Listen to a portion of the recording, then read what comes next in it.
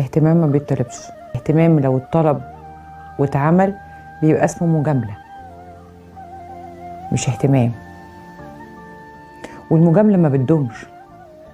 اللي هيجاملك النهارده مش هيجاملك بكره، واللي هيقولك كلمة حلوة النهارده مش هيقولها لك بكره، واللي هيعاملك النهارده ويجاملك ويعاملك معاملة كويسة مش هيعملها لك بكره لأنه مش حاسسها.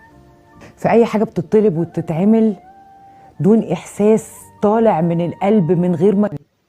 السلام عليكم ورحمة الله وبركاته. ازيكم؟ بتكونوا بخير وبصحة وسلامة دايما يا رب العالمين.